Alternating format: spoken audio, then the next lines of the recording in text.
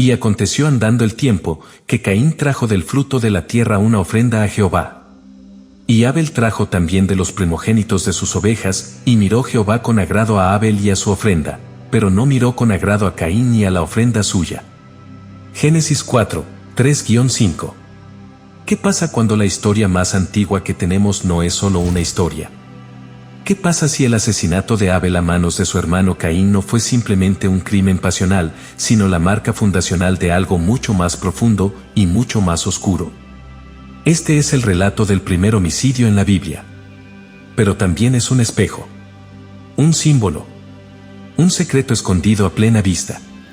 La historia de Caín y Abel nos la enseñaron como una simple lección moral: no seas envidioso, no te pongas celoso y no mates a tu hermano. Pero hoy vas a ver por qué eso es solo la superficie. Porque bajo esa superficie hay capas de dolor, de poder, de misterio y de una lucha ancestral que, según algunos, no ha terminado. Una historia que ha sido interpretada desde lo espiritual, lo psicológico, lo esotérico y lo conspirativo. Y ninguna versión te dejará indiferente. Vamos por partes. Caín cultiva la tierra. Abel cuida ovejas. Ambos presentan una ofrenda a Dios. Pero Dios mira con agrado a la de Abel y no a la de Caín. ¿Por qué? Aquí nace la primera grieta.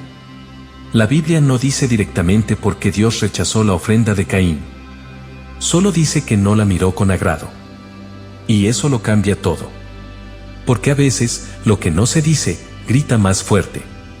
Caín siente el rechazo, siente que su esfuerzo no fue suficiente. ¿Te ha pasado? ¿Sentir que hiciste todo bien y aún así no fue suficiente? Caín no es un villano en ese momento. Es un hombre frustrado, dolido, humillado. Y Dios le habla como si supiera lo que está a punto de pasar. ¿Por qué te has ensañado y por qué ha decaído tu semblante? Si bien hicieres, ¿no serás enaltecido? Y si no hicieres bien, el pecado está a la puerta. Con todo esto, a ti será su deseo, y tú te enseñarás de él. Génesis 4, 6-7. Dios le advierte o le tienta. Lo guía o lo pone a prueba. Caín lleva a su hermano al campo. Y allí lo mata. Sin testigos. Sin juicio. Sin redención. El primer asesinato. El primer acto de violencia fraternal. Y desde entonces, nada ha vuelto a ser igual. Pero esto, dicen algunos, no fue solo un crimen. Fue el inicio de algo más grande. La interpretación tradicional, la lectura más común y más antigua, es que Caín mató por envidia. Su ofrenda fue rechazada, la de su hermano aceptada. El primer pecado después del Edén no fue el asesinato, sino el resentimiento. Esta visión moralista ha servido por siglos para enseñar valores: la humildad, el sacrificio sincero, la obediencia a Dios. Caín sería así el símbolo del ego herido, del hombre que no acepta el fracaso y se rebela. La ira lo consume. El pecado lo domina. El mal nace del corazón humano, no de fuerzas externas. Es una advertencia. Un espejo del alma. Pero hay detalles que no cuadran tan fácil. Dios no castiga a Caín con la muerte. Lo maldice, sí, pero también lo protege. Cualquiera que matare a Caín, 7 veces será castigado. Génesis 4:15. ¿Por qué proteger a un asesino? ¿Por qué darle una señal en la frente, una especie de marca sagrada, para evitar que sea asesinado? Este gesto ha confundido a rabinos, teólogos y lectores durante siglos. Y ha abierto la puerta a otras interpretaciones mucho más inquietantes. Versión psicológica y arquetípica. Carl Jung, padre de la psicología analítica, no veía esta historia como un hecho literal, sino como un arquetipo. Caín y Abel serían símbolos internos. Fuerzas que habitan en todos nosotros. Abel representa la parte luminosa, virtuosa, sacrificada. Caín, la sombra, el ego, el orgullo herido, la pulsión destructiva. La historia, entonces, ocurre en el alma. No fuera. Dentro. Cada vez que alguien es rechazado y guarda rencor, Caín despierta. Cada vez que preferimos lo más fácil, lo inmediato, el aplauso rápido, y nos duele que alguien brille más que nosotros. Caín respira. Y cuando lo dejamos ganar, Caín mata a Abel. Una y otra vez. No es un hecho aislado. Es un patrón. Jung decía que no hay redención sin confrontar la sombra. Y en este relato, Caín no lo hace. Se deja llevar. No transforma su dolor en aprendizaje. Lo transforma en sangre. Así que la historia se repite. A diario. En el corazón humano. Pero hay quienes dicen que no todo fue psicología. Que hubo algo más. Algo fuera del control de Caín. El ángulo gnóstico y místico aquí es donde las cosas se ponen realmente extrañas. Y fascinantes. Los textos gnósticos, muchos de los cuales fueron excluidos de la Biblia oficial, presentan una versión muy distinta. En estos escritos, Caín no es simplemente un ser humano que falla. Es parte de una dualidad cósmica. Una semilla oscura sembrada en la humanidad desde el principio. Algunas versiones gnósticas, como las del Evangelio de Judas o el libro secreto de Juan, hablan de que el mundo fue creado por un ser inferior, un demiurgo, no por el Dios verdadero. Este demiurgo sería celoso, limitado, incluso maligno. Y en este mundo distorsionado, Caín sería la manifestación de esa parte corrupta del orden divino. En ciertos textos apócrifos, incluso se menciona que Eva fue poseída o seducida por una entidad espiritual oscura. Algunos dicen que fue Samael, otros que fue la serpiente misma, y que Caín es fruto de esa unión. Sí. Has leído bien.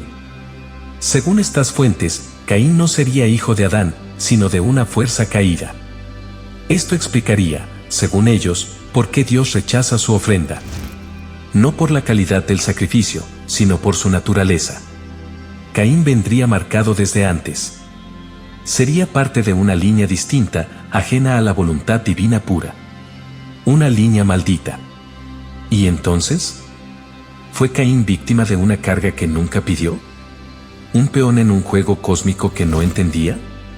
Estas visiones no son fáciles de aceptar. Son provocadoras. Pero no son nuevas.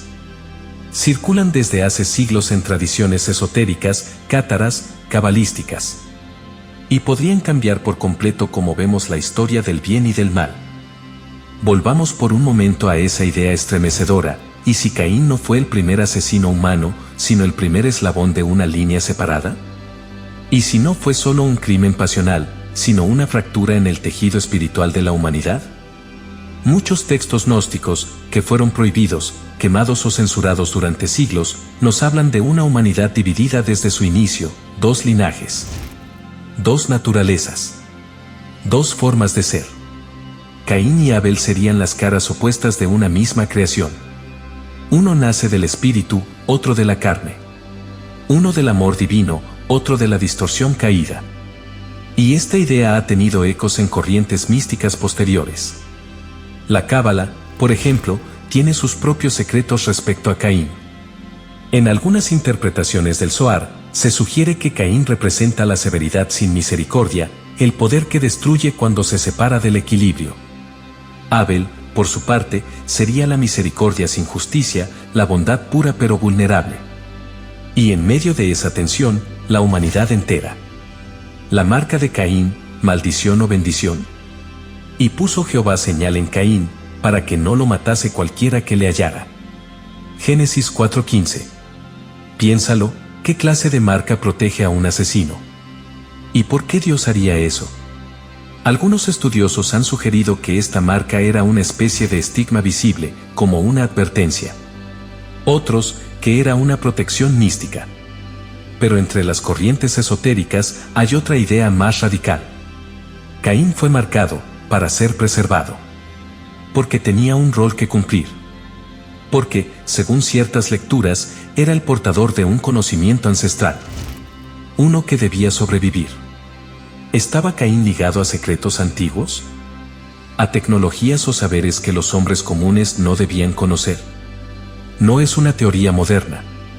En muchas leyendas antiguas, Caín aparece como fundador de ciudades, creador de herramientas, constructor del primer conocimiento material. De hecho, según Génesis 4:17, Caín fue quien fundó la primera ciudad, Enoc, y la nombró en honor a su hijo. Y aquí viene un detalle que muchos pasan por alto. Caín no desaparece. Él tiene descendencia. Y de esa línea nace Tubal-Caín, un forjador de metales. Un maestro de las armas. El primer herrero. El que transforma la tierra en poder. ¿Ves a dónde va esto? Algunos ocultistas sostienen que Tubal-Caín fue una figura clave en la transmisión de saberes secretos. Masones, alquimistas, rosacruces, muchos mencionan su nombre con reverencia o con recelo. Tubal-Caín representa la línea de los constructores. Los que dominan la materia. Los que forjan su destino, a veces contra Dios. Y todo eso viene de Caín. ¿Una estructura de poder desde el principio? Aquí entramos a un terreno todavía más polémico. Hay autores modernos que han propuesto que el relato de Caín y Abel no es simplemente una historia de moralidad, sino un mito fundacional del poder. Una advertencia codificada. Según esta visión, Abel representa a los pueblos simples, los pastores, los inocentes. Caín, a los cultivadores, los que dominan la tierra, organizan, crean jerarquías. El asesinato de Abel, entonces, es el nacimiento simbólico de la opresión social. La violencia como origen del poder. El orden humano establecido sobre la sangre de los inocentes. Es una lectura más cruda, más política, pero inquietantemente coherente. Después del asesinato, ¿qué hace Caín? No se esconde. Construye una ciudad. Se organiza. Se multiplica. Crea una estructura. ¿Te suena? Algunos investigadores bíblicos críticos sostienen que esta narrativa pudo haber sido usada por culturas posteriores para justificar ciertos sistemas. Para decir, sí, el mundo es injusto, pero siempre lo ha sido. Es parte del plan. Una manera de fijar el destino. De sellar la culpa como base de la civilización. A lo largo de la historia, el nombre de Caín ha sido usado de 1000 formas. Desde Satanás mismo, hasta víctima incomprendida. Desde traidor hasta símbolo de rebeldía. Algunos satanistas modernos lo ven como el primer hombre que se atrevió a decir no a Dios. Para ellos, Caín no fue un asesino sin más, sino el primer individuo que actuó por voluntad propia, sin miedo al castigo divino. En cambio, en ciertos círculos cristianos conservadores, la descendencia de Caín ha sido vista como una línea maldita. Incluso se ha usado esa idea, de forma perversa y errónea, para justificar racismos y segregaciones, argumentando que ciertos pueblos descendían de Caín. Un uso oscuro y retorcido del texto, que poco tiene que ver con la espiritualidad genuina. Pero hay otra corriente que dice algo más complejo: Caín representa el exilio del alma. La búsqueda de redención a través del dolor. El vagabundo eterno, condenado a andar hasta que el mundo comprenda la raíz de su herida. Y esa idea conecta con una dimensión más profunda.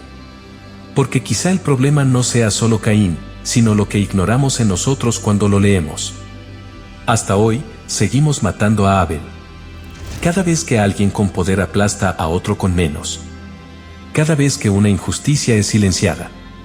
Cada vez que alguien sufre en silencio por no ser suficiente. Y cada vez, Caín vuelve a la escena. No como monstruo, sino como es. He aquí me echas hoy de la tierra, y de tu presencia me esconderé, y seré errante y extranjero en la tierra. Génesis 4:14. Caín se convierte en errante. Pero no desaparece. Al contrario, deja un legado.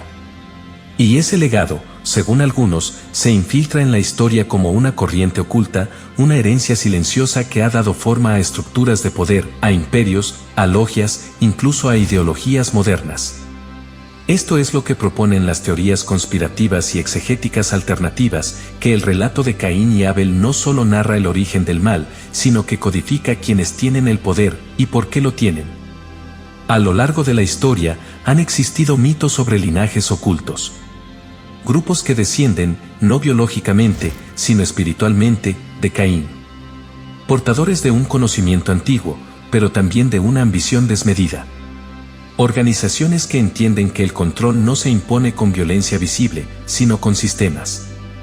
con ideas, con estructuras que la mayoría no cuestiona. Muchos teóricos del ocultismo, desde Blavatsky hasta Manly P. Hall, hablaban de una casta de constructores que hereda la sabiduría de Caín a través de Tubal-Caín. Estos no serían meros arquitectos, sino diseñadores del mundo simbólico, espiritual y social. ¿La masonería? ¿Las élites globales? ¿Instituciones religiosas o políticas? Depende a quién le preguntes. Pero el patrón se repite: conocimiento oculto, transmisión selectiva, dominio de símbolos, control sobre la verdad. Y aquí es donde algunos creen que el relato bíblico guarda una advertencia cifrada, que las estructuras humanas, desde sus inicios, han sido construidas por los descendientes de un asesino. Y que el precio de esa civilización fue la sangre del inocente. ¿Demasiado retorcido? No para quienes ven en Caín el prototipo del sistema moderno: produce, edifica, controla, excluye y, si es necesario, destruye. Volvamos por un momento a la idea gnóstica. Para algunos, la historia de Caín y Abel representa el choque entre dos humanidades. La humanidad celestial, vinculada al espíritu, y la humanidad terrenal, atrapada en la materia. Caín sería el símbolo de los que abrazan el mundo físico, el poder, la propiedad, la tecnología, la dominación. Abel, la conexión directa con lo divino. La pureza que no se adapta al mundo, y por eso, es sacrificada. Esta dicotomía está presente en muchos textos apócrifos, en los manuscritos del Mar Muerto, en el libro de Enoc, en la literatura sapiencial oculta. Y lo más escalofriante es que, según esas fuentes, esta lucha no ha terminado. En un Juan 3:12, el Nuevo Testamento retoma el relato con una claridad inquietante. No como Caín, que era del maligno y mató a su hermano. ¿Y por qué causa le mató? Porque sus obras eran malas y las de su hermano justas. Aquí el texto no deja lugar a dudas: Caín era del maligno. Y no se refiere a que simplemente actuó mal. Habla de origen. Habla de procedencia espiritual. ¿Estamos, entonces, ante un linaje de corrupción infiltrado desde el principio? Es lo que algunos creen. Que la historia bíblica no solo narra eventos, sino codifica realidades espirituales. Y que algunos grupos han sabido leer esa codificación y usarla. Veamos algo curioso: después de la muerte de Abel, Adán y Eva tienen otro hijo, Set. Y conoció de nuevo Adán a su mujer, la cual dio a luz un hijo, y llamó su nombre Set, porque Dios, dijo ella, me ha sustituido otro hijo en lugar de Abel, a quien mató Caín. Génesis 4:25. Set es el reemplazo. El que restablece el linaje divino. Y desde Set, según la Biblia, vendrá Noé, y luego Abraham, y todo el pueblo de Israel. Pero Caín también tiene descendencia. Una que no entra en el árbol santo. Es como si la humanidad se bifurcara. Como si dos corrientes se deslizaran paralelas. Una, la línea de los justos, los profetas, los que caminan con Dios. Otra, la de los que construyen sin alma, que buscan dominio y no redención. Y si esto es cierto, si ambas líneas aún existen, ¿de cuál somos parte nosotros? ¿Somos los que construyen ciudades sobre huesos? ¿O los que intentan restaurar el orden perdido, incluso con las manos vacías? A veces, en medio de estas interpretaciones complejas, olvidamos algo esencial: la tristeza. Cuando Dios se enfrenta a Caín después del asesinato, no grita, no destruye. Pregunta: ¿dónde está Abel tu hermano? Génesis 4:9. Como si no lo supiera. Como si quisiera que Caín se quebrara. Como si aún hubiera una oportunidad de arrepentimiento. Pero Caín responde con una de las frases más frías y tristes de toda la Escritura: ¿soy yo acaso guardián de mi hermano? Y en esa pregunta se rompe algo. Porque sí, lo somos. Somos responsables de nuestros hermanos. Y Caín, al negarlo, rompe el pacto humano más antiguo. Esta no es solo la historia del primer homicidio. Es la historia del primer abandono. Da un momento en que el yo se puso por encima del nosotros. Del inicio de la separación. Del olvido. Y por eso, hasta hoy, seguimos preguntándonos: ¿y Abel? ¿Dónde está Abel? Hasta ahora hemos desenterrado interpretaciones tradicionales, simbólicas, místicas y conspirativas del asesinato de Abel. Pero aún falta una capa. Una más íntima. Más brutal. Más humana. Porque si algo ha hecho que este relato perdure miles de años, es que Caín está dentro de nosotros. Y también Abel. Imagina que esta historia no habla de dos hombres reales, sino de una lucha interna. Dentro de cada uno de nosotros vive un Abel que quiere hacer lo correcto, conectarse con Dios, dar lo mejor. Pero también un Caín. Un yo dolido, herido, comparado, rechazado y con rabia. Esa parte que mira la vida y dice, ¿por qué a él sí y a mí no? ¿Nunca te pasó sentir que diste lo mejor y no fue suficiente? ¿Que fuiste ignorado o que el favor fue para otro? ¿Que tus esfuerzos parecían invisibles? Eso vivió Caín. Y esa sensación de no ser visto, de que Dios elige a otro, de que la vida bendice a tu hermano pero a ti te deja afuera. Eso es dinamita en el alma. No lo justifica, pero lo explica. Caín, en vez de sanar, eligió destruir. Eligió acabar con lo que lo hacía sentirse menos. Y ahí está la lección más dura: cuando no enfrentamos nuestras heridas, las convertimos en armas. Si bien hicieres, ¿no serás enaltecido? Y si no hicieres bien, el pecado está a la puerta. Con todo esto, a ti será su deseo, y tú te enseñarás de él. Génesis 4:7. Dios le advirtió. Le dijo, el pecado está a la puerta, pero tú puedes dominarlo. Ese verso es brutalmente claro. No lo obligó. No lo condenó de entrada. Le dio opción. Caín pudo elegir otro camino. Y nosotros también. Pero hay una lectura todavía más oscura. Una que algunos textos místicos han insinuado durante siglos. ¿Qué si Caín no actuó solo? ¿Y si no fue solo envidia, sino influencia externa? Los gnósticos hablaban del arconte, una entidad espiritual perversa que manipula la materia. Otros mencionan a Samael, un ser oscuro que, según algunos relatos apócrifos, habría sido el verdadero padre espiritual de Caín.